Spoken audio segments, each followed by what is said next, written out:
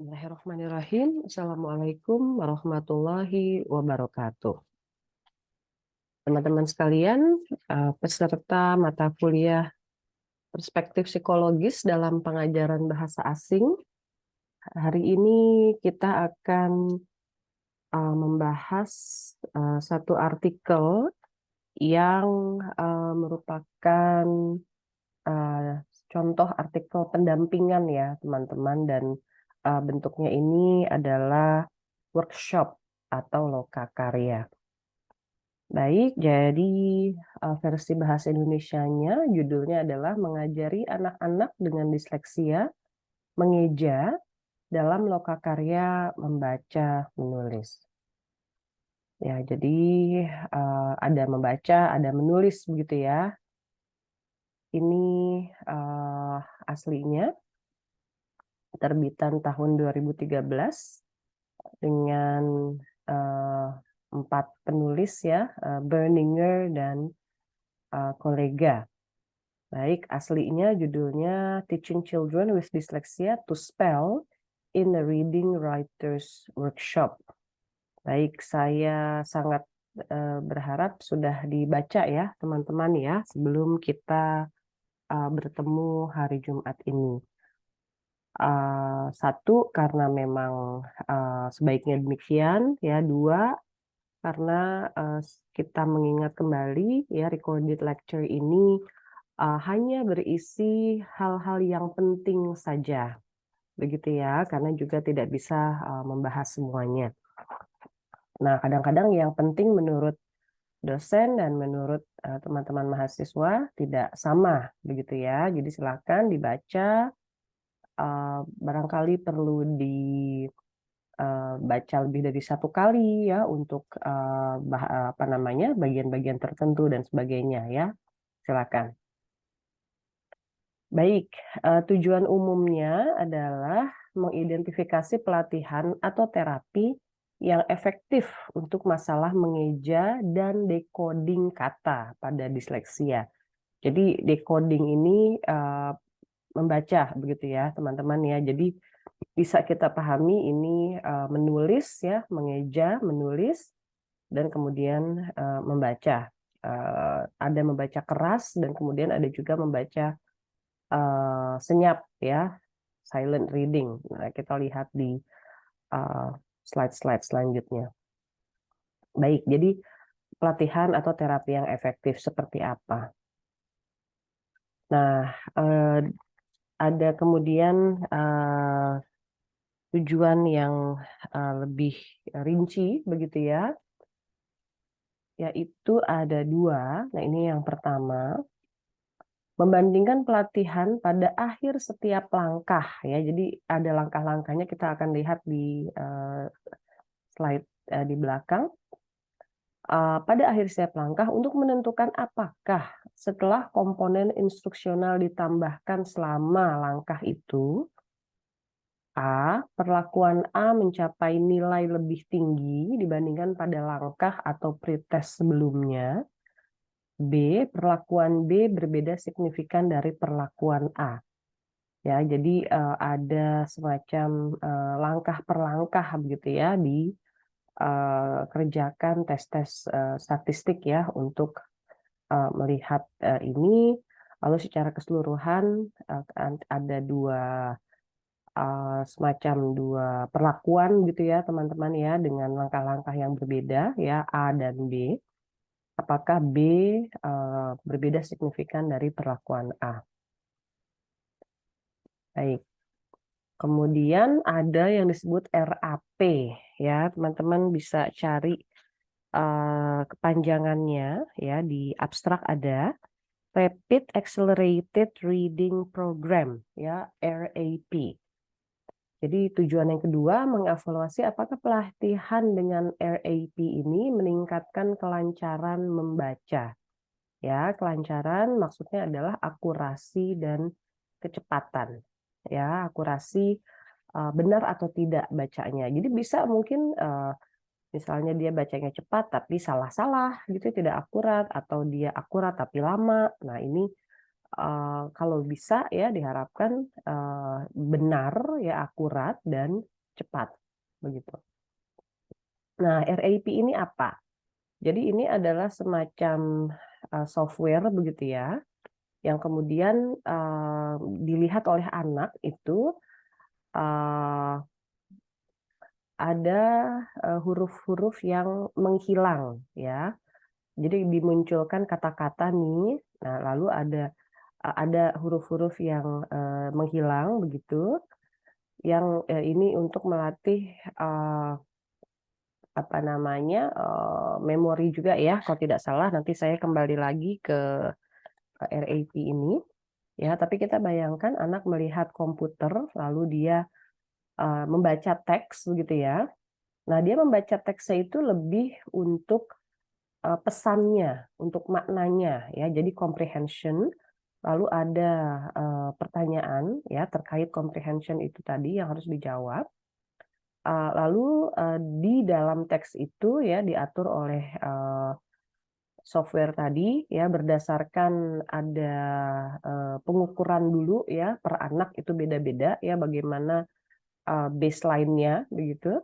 Nah, nanti akan diatur ya, ada kata-kata yang menghilang, tapi sambil itu dia juga, diminta untuk, membaca ya, karena nantinya dia harus menjawab pertanyaan ya terkait, isi ya, isi dari, bacaannya. Nah, jadi ada bagian computerized begitu ya, teman-teman ya, dan apakah ini, eee, berkontribusi kepada peningkatan. Baik. Nah, ini adalah, beberapa hal yang saya anggap penting ya, latar belakang. Jadi, yang pertama adalah sejumlah penelitian menunjukkan bahwa ketidakmampuan mengeja cenderung menjadi masalah yang terus berlanjut pada disleksia di semua tahap perkembangan.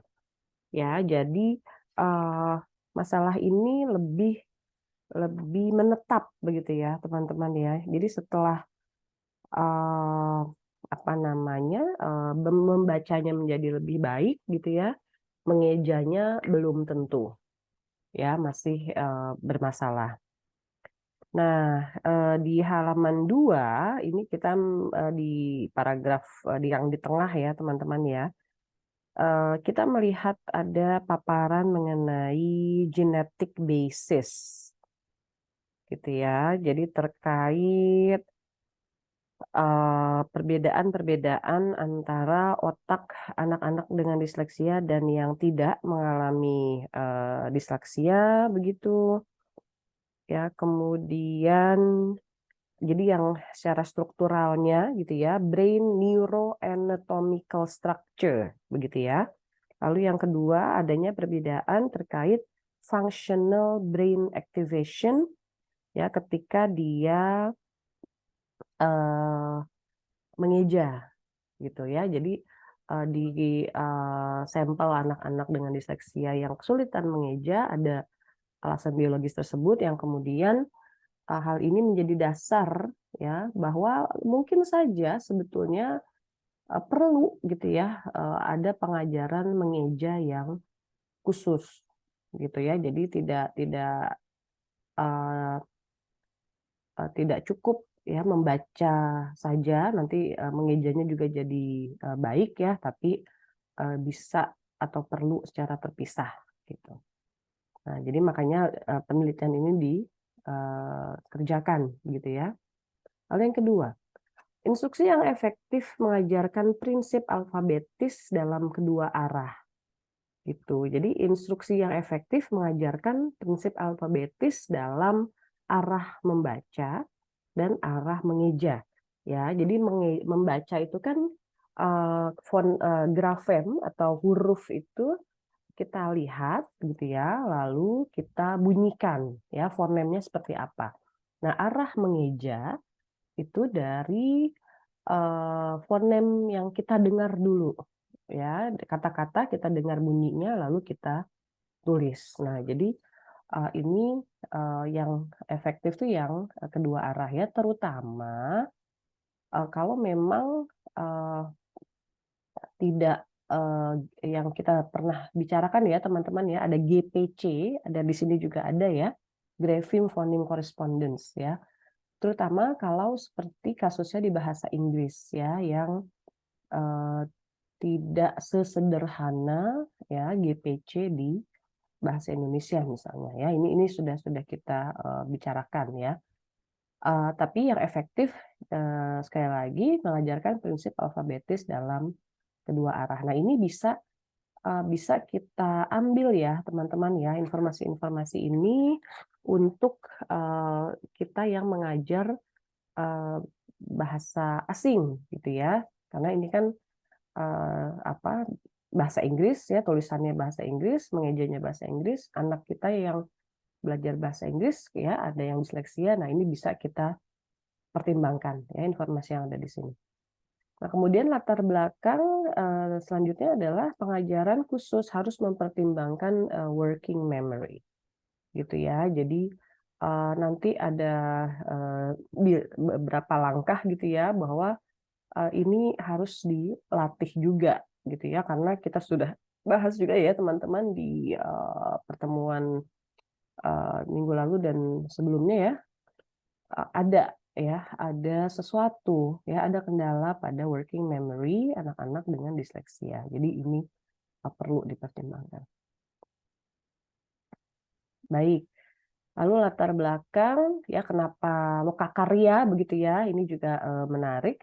Jadi metodenya ya, memakai lokakarya itu ada alasannya gitu ya teman-teman ya, tidak suka-suka saja gitu ya. Nah, di literatur ada informasi seperti ini. Pengajaran yang efektif untuk disleksia mungkin memerlukan pengajaran dengan cara yang mengkoordinasikan hubungan fonologis, ortografis, dan morfologis. Gitu ya. Nah, ini mungkin morfologis ini satu hal yang belum muncul ya teman-teman ya di diskusi kita sejauh ini. Ya, kita sudah bicara fonologi, ortografi, dan ini juga kemudian morfologi.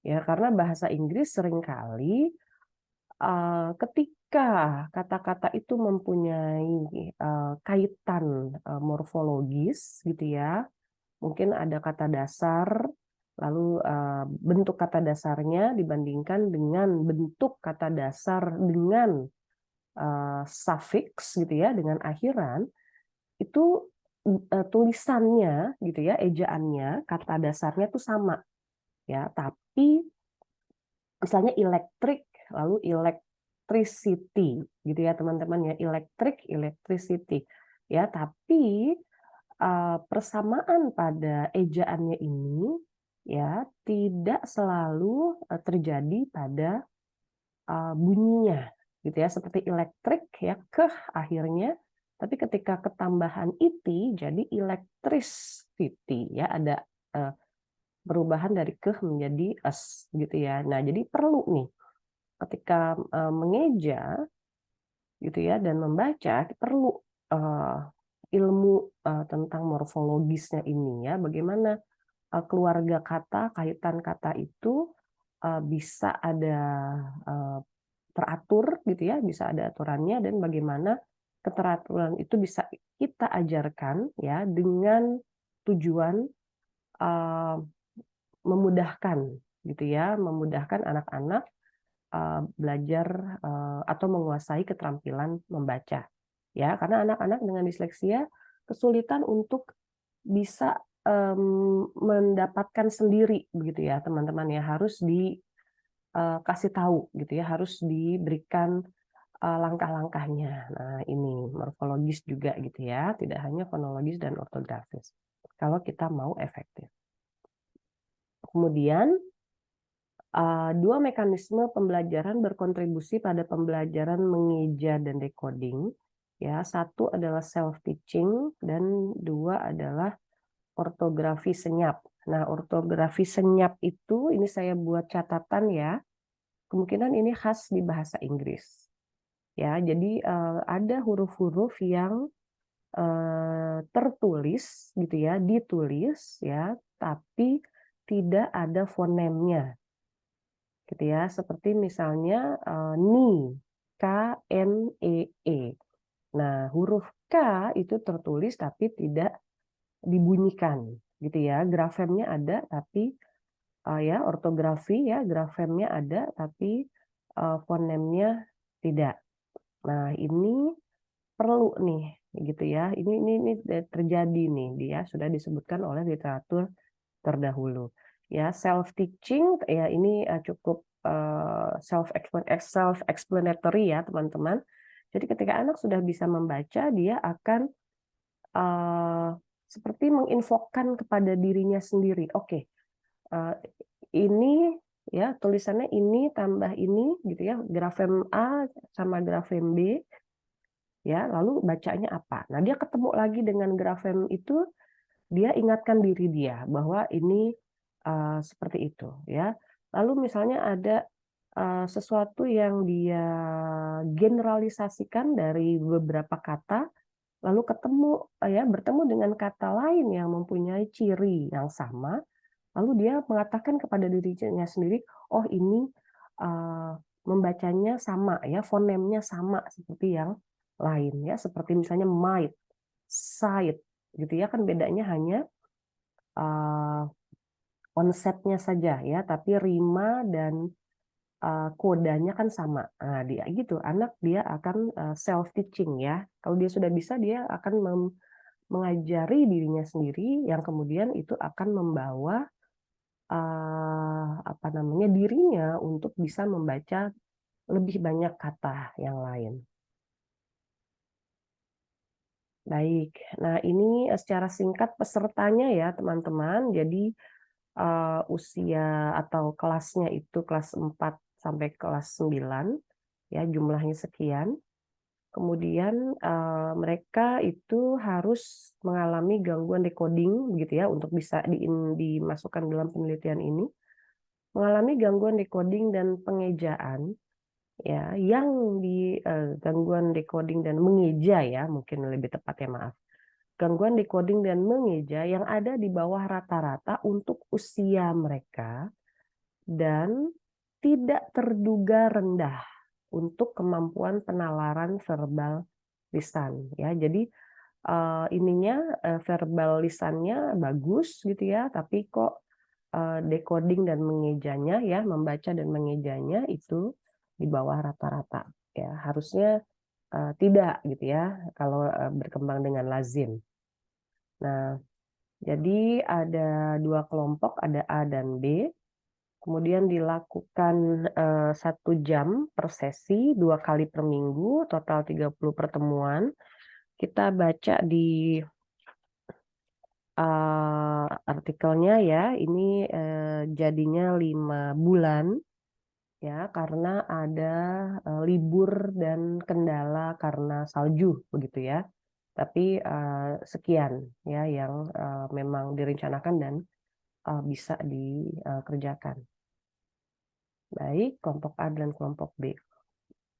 Nah, kegiatannya ya teman-teman, jadi ada 4 eee, langkah begitu, kelompoknya A dan B. Ya, lalu yang pertama itu ada baseline, jadi belajar korespondensi antara grafem dan fonem pada arah membaca. Ya, jadi lebih ke kalau tulisannya ini fonemnya apa, gitu ya, grafemnya ini, ya tulisannya ini, bacanya apa. Ya, bahasa Inggris ya, teman-teman ya.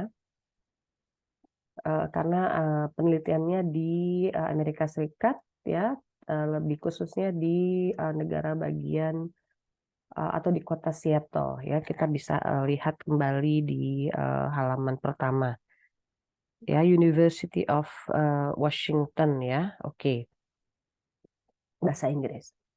Nah, di langkah kedua teman-teman, kelompok A dan kelompok B ini ada perbedaan ya. Jadi kelompok A, korespondensi fonem grafem untuk mengeja dan membaca lantang ya, jadi sudah ada mengeja. Lalu B, korespondensi fonem grafem untuk membaca lantang dan kesadaran fonologis. Ya, jadi mengejanya tidak ada. Lalu di sini kita bisa lihat kesadaran fonologis ya, sudah sempat kita singgung. ini tidak melibatkan tulisan, ya. Kesadaran fonologis, stimulusnya itu bahasa lisan, ya. Jadi kita bisa lihat ini tidak ada mengeja, ya, tidak ada menulis begitu ya untuk kelompok B di langkah 2. Langkah 3, kelompok A itu strategi ortografis untuk ejaan tertulis dan RAP ya, RAP tadi. Untuk meningkatkan kecepatan pemrosesan dalam working memory ortografis. Gitu ya. Jadi ini ada terkait working memory di kelompok A ya. Lalu kelompok B ini lagi ya, sama korespondensi fonem grafem untuk membaca lantang dan kesadaran fonologis ya. Untuk berapa sesinya ya, teman-teman bisa mulai baca di halaman 6 ya, kemudian berlanjut di halaman 7 ya, 7, 8 ya, silakan berapa sesinya per langkah ya, tidak sama ya. Lalu di langkah 4 untuk kelompok A, strategi morfologi ya ditambah RAP ya, RAP-nya sama. Kemudian di kelompok B ya itu strategi ortografis untuk mengeja secara tertulis. Oke, jadi di sini ya strategi ortografis di sini untuk kelompok B. Nah, untuk strategi morfologi teman-teman bisa buka halaman 9 ya. Di sini misalnya sebentar. Oke, 9 ya. Oh maaf, di 10 maaf. Misalnya misalnya kita ingin baca yang langkah 4 ya, ada di halaman 10. Alphabetic Principle Training was discontinued in both treatments ya. Jadi tidak ada lagi. Terus treatment A apa yang terjadi? Yaitu morphological awareness ya. Nih, strategi morfologi dikatakan halaman 10 diajarkan morphological awareness dan koordinasi antara morfologi dan ortografi dan fonologi gitu ya, melalui kegiatan mengklasifikasikan kata menjadi kategori eksemplar ya, kategori contoh. Ini detailnya lebih lanjut bisa dilihat di Berninger et al 2003 ya, misalnya itu ada di halaman 10 ya. Jadi memang untuk artikel ini kita banyak cross reference ya teman-teman ya ke artikel-artikel lain dari penulis yang sama dan kemudian itu perlu dikerjakan ya, lebih baik dikerjakan karena tidak ada appendix ya. Jadi untuk hal-hal yang rasanya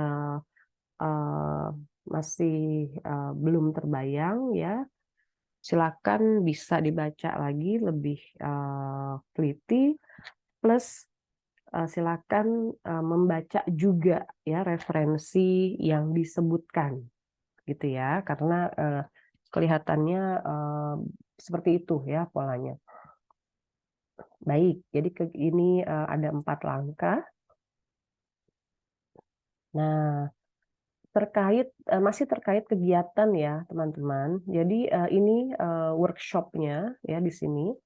Jadi intinya kegiatan membaca dan menulis dalam waktu yang berdekatan gitu. Jadi tidak hanya membaca ya, ada menulis ya, dan memang judul artikelnya kan ditulis spelling ya. Jadi pasti ada menulis. Lalu untuk langkah 1, 2, dan 3 yang sebelumnya sudah kita lihat ya, 1, 2, 3 itu dimulai dengan membaca lantang dipandu oleh guru dan diskusi lisan mengenai pemilihan bacaan untuk pelajaran gitu ya. Lalu yang dibaca itu nanti akan terkait dengan apa yang ditulis begitu. Ya, langkah 4 itu membaca lantang berulang ya. Kita cek kembali langkah 4 ya untuk A dan B seperti ini. Oke. Kemudian ini ya ditekankan kembali aktivitas membaca, aktivitas membaca selalu dilanjutkan dengan kegiatan menulis. Nah, yang ditulis ada ini ya, teman-teman ya. Jadi langkah 1, 2, 3 itu yang ditulis adalah ringkasan. Kemudian langkah 2 dan 3 juga ada penulisan jurnal atau refleksi pribadi tentang cerita. Lalu langkah 2 dan 3 itu ada juga strategi menulis resensi gitu ya untuk dibaca oleh orang lain ya. Jadi diajarkan ya bagaimana menulis ringkasan, bagaimana menulis jurnal ya. Lalu untuk langkah 4 mereka diajarkan strategi untuk menulis laporan ekspositoris. Begitu ya. Jadi selain yang tadi 4 informasi ya bagaimana misalnya menulis ringkasan ya, harus menemukan ide pokok dari paragraf misalnya gitu ya. Ini diajarkan. Lalu oh maaf sebentar.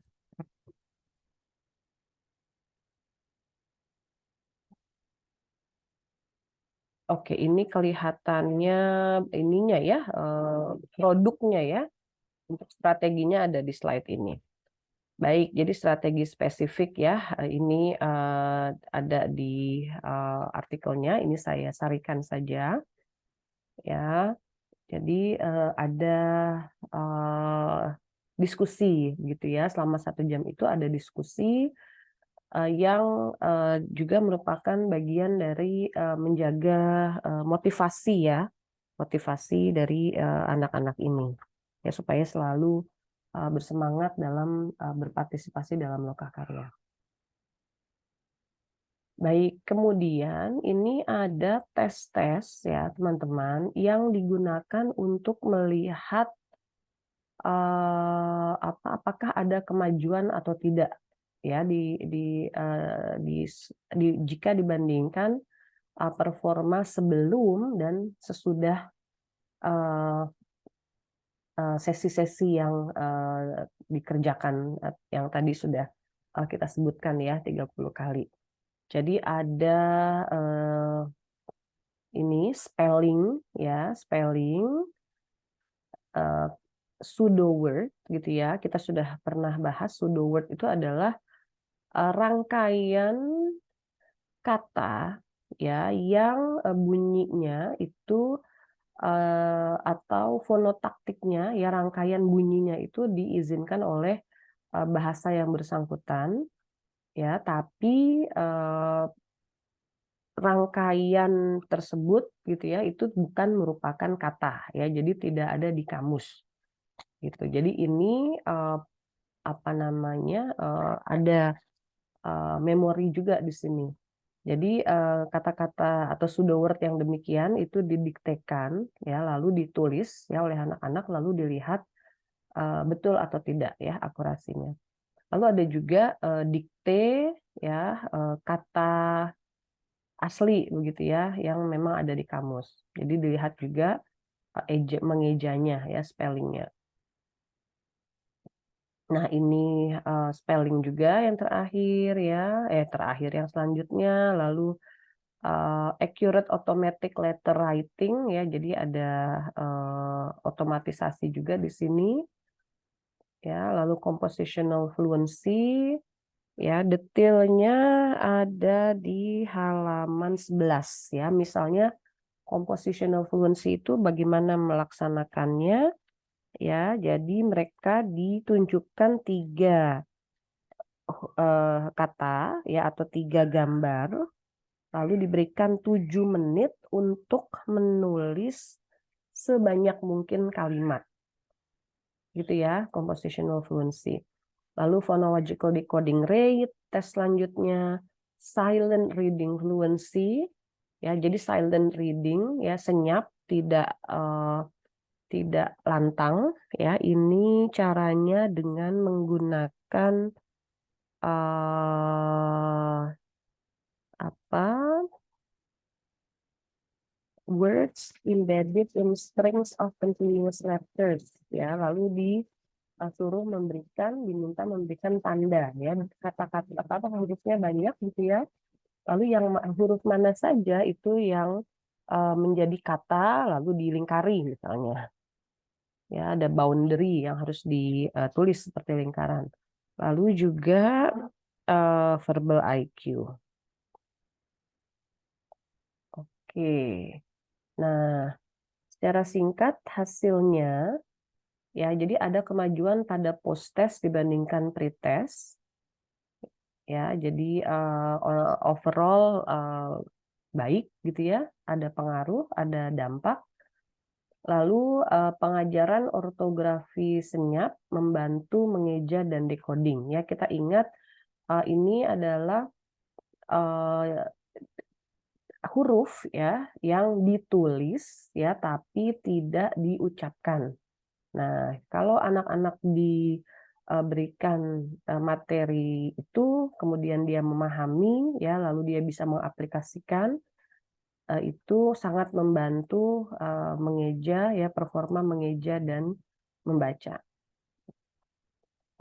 Pelatihan A menghasilkan lebih banyak kemajuan setelah blok 3. Nah, ini teman-teman bisa lihat misalnya di halaman 17 ya. 17 paragraf kedua. Ya, pelatihan A. Jadi setelah blok 3 ini pelatihan A menghasilkan lebih banyak kemajuan dibanding pelatihan B begitu ya. Setelah blok 3 yaitu yang berisi comprehensive orthographic treatment. Nah, jadi memang ada hubungan antara orthographic coding dengan reading fluency ya menurut literatur terdahulu. Nah, jadi kalau kita ingat pelatihan yang B gitu ya kan tidak seperti ini, tidak ada comprehensive orthographic treatment. Baik, kemudian tadi ada salah satu tujuan penelitian ya, apa dampak dari RAP? Ya, jadi RAP ini berkorelasi dengan silent reading fluency. Ya, jadi walaupun kalau kita lihat kembali ya, korelasi tidak selalu sebab akibat ya, tapi ada dampaknya. Ya, silent reading fluency. Jadi fluency itu secara singkat ini seberapa cepat gitu ya, seberapa mudahnya ya bahwa anak tidak tersendat-sendat gitu ya. Nah, itu kan fluency. Nah, ini ada kontribusi ke situ. Lalu comprehensive photographic treatment berkontribusi kepada keberhasilan mengeja kata-kata yang didiktekan. Ya, jadi ada lagi nih comprehensive orthographic treatment. Ya, karena memang apa namanya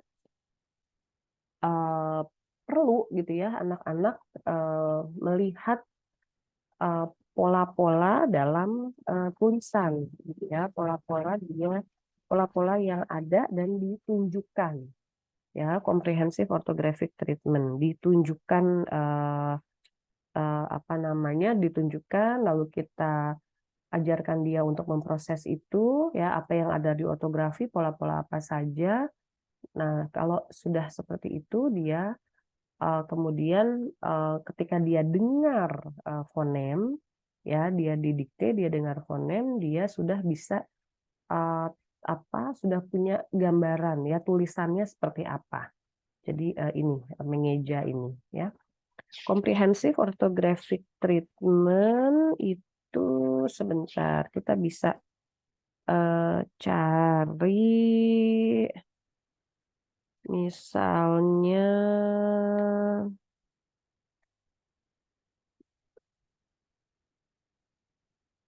rasanya di halaman 9 ya, teman-teman ya.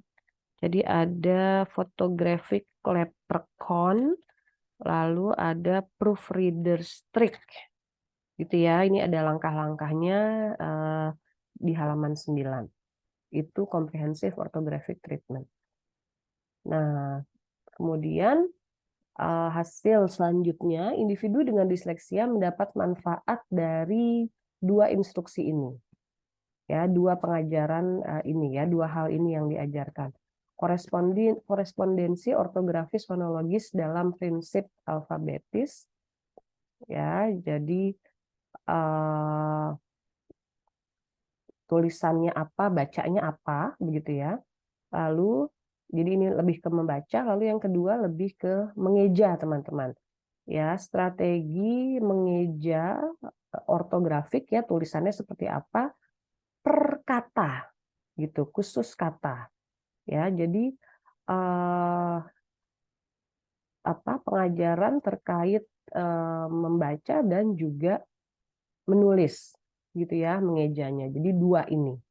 Ya, ini akan sangat dibuktikan oleh penelitian ini akan sangat bermanfaat untuk anak-anak dengan disleksia. Ya, jadi kita bisa lihat mengeja begitu ya, teman-teman ya di sini ya. Nah, ini mengeja, terus orthographic treatment juga mengeja ya, karena dia harus tahu tulisannya seperti apa gitu ya, ortografinya. Nah, tapi juga ada readingnya tentu saja ya, karena kan memang lokakarya membaca dan menulis gitu. Tapi poin barunya ya, kalau tadi saya lupa menyebutkan, saya sebutkan sekarang. Poin barunya di penelitian ini adalah spelling, ya, dibandingkan dengan bahan-bahan kita sebelumnya. Ya, mengeja, lalu ada lagi mengeja, gitu ya. Jadi ini membantu ya ketika ada lokakarya yang materinya itu ya pengajarannya fokusnya. Baik, nah bagaimana kalau kita mau mengembangkan lebih lanjut ya? Ada 4 hal ini menurut artikel kita. Jadi landasan konseptualnya ini harus jelas. Ya, maksudnya apa? Fungsi yang mana yang kemungkinan besar difasilitasi oleh instruksi. Ya, maaf, harusnya ini ada tanda kurung ya, teman-teman ya. Jadi apakah yang difasilitasi itu fungsi metakognitif atau eksekutif, atau kognitif, atau bahasa, atau memori, atau motorik, gitu ya. Jadi ininya harus jelas. Kemudian penerapan pada individu, ya. Jadi jangan selalu atau tidak hanya secara umum, gitu ya, tapi bagaimana untuk kasus individual, begitu. Jadi untuk selanjutnya ya, penelitian itu harus jelas ya terkait penerapan untuk individu ya. Jadi jangan hanya secara umum. Kemudian juga sampel yang diteliti ya, peserta yang ikut di dalam penelitian kita ini harus ditentukan secara tepat ya, sehingga jelas kepada siapa hasilnya dapat digeneralisasikan. Ya, usianya, latar belakang bahasanya, begitu ya. Nah, juga validitas ekologis. Ya, jadi ini yang mungkin untuk kita ya, teman-teman, pengajar gitu ya, pengajar di sekolah tingkat dasar dan menengah ya, ini penting nih. Ya, ketika kita membaca artikel, kita melihat ini.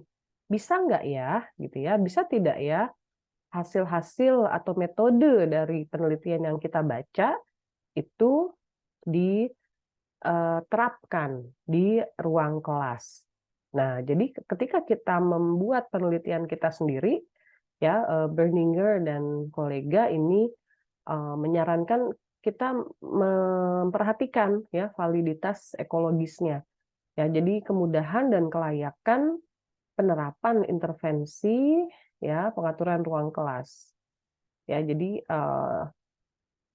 kalau hasil penelitian yang kita kerjakan atau yang sedang kita baca itu dibawa ke lapangan, ya, ini mudah dikerjakan oleh guru kelas, gitu ya, sehingga anak dengan disleksia bisa belajar bersama dengan teman-temannya yang tidak mengalami disleksia, gitu ya, di kelas reguler. Ya, karena kalau susah, ya, aplikasinya mungkin bahannya harus mencarinya susah, harus dibuatnya juga tidak mudah, gitu ya. Nanti guru yang mengajar di kelas reguler itu, ya, ada kemungkinan kemudian menolak anak dengan disleksia itu untuk ikut belajar di satu kelas yang sama, gitu ya, karena dia jadi ya lebih banyak gitu ya persiapannya. Nah, ini sebaiknya ini juga diperhatikan ya, validitas ekologis. Jadi demikian ya teman-teman. Jadi ada pendahuluan tadi ya, bahwa spelling ini juga sesuatu yang urgent ya untuk dilihat. Lalu penelitian ini menawarkan gitu ya, menunjukkan pelatihannya seperti apa ya. Lalu dia juga menunjukkan hasil ya yang